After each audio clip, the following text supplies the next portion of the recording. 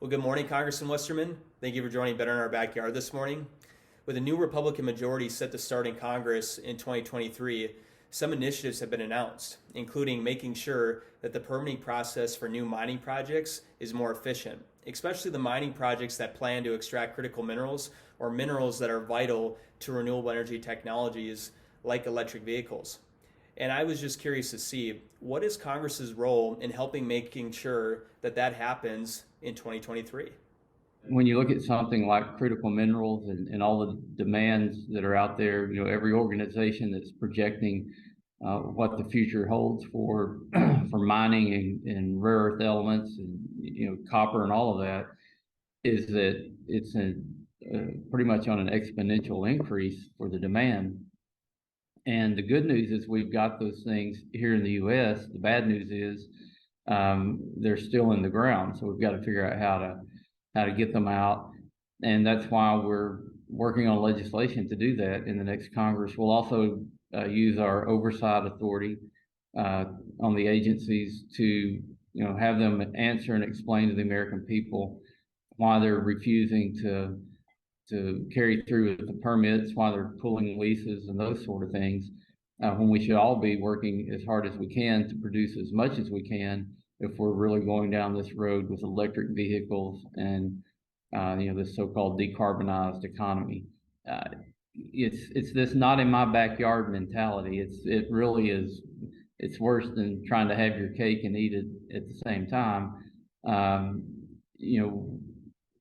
It's really disrespectful to other parts of the world that we're going to go and allow poor mining practices to extract minerals from their country just because we don't want it in our backyard. And it's irresponsible because we do it better here than any place else in the world can do it. Absolutely. And one of the things that I read in that Reuters article is that with this new Congress is that there's going to be some pressure applied to investigate the decision to withdraw Twin Metals mineral leases. And I was curious, from Congress's perspective, how do you apply that pressure to make sure that investigation happens? Well, in the majority, after January 3rd, Republicans will be in the majority, and I'll be the chairman of the Natural Resources Committee. We have constitutionally oversight authority of the administration and the executive branch, and we do that through oversight hearings and subpoenas if we need it. It's part of checks and balances to make sure that the executive branch, who is tasked with enforcing the law, is doing that and not making the law. And I think they've really pushed the envelope in expanding their authority to do things that Congress never gave them the authority to do.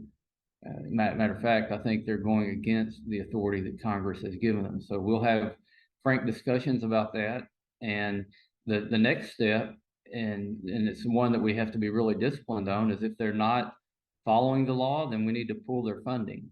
That's the only message these federal agencies understand, is that if their funding goes away, because they're not just going to do it out of the good nature of their heart. They have to feel the pain that they're not following the direction of Congress, or Congress has to step in and take away the one thing that allows them to keep going, and that's their funding.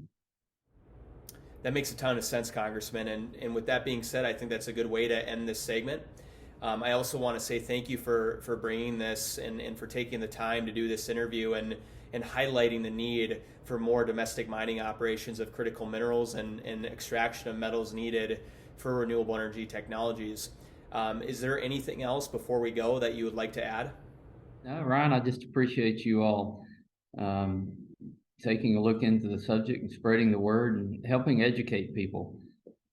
Americans are not dummies, and they just aren't aware of what's going on a lot of times. So getting the word out, getting the truth out to them, that what's actually happening here with the resources that we've got, and letting people know that it's not anybody's intent to rape and pillage and destroy the environment. It's our goal to use the resources we have and leave the earth in a better place that we found it, and to use all the innovation and the American know-how and work ethic to get the job done.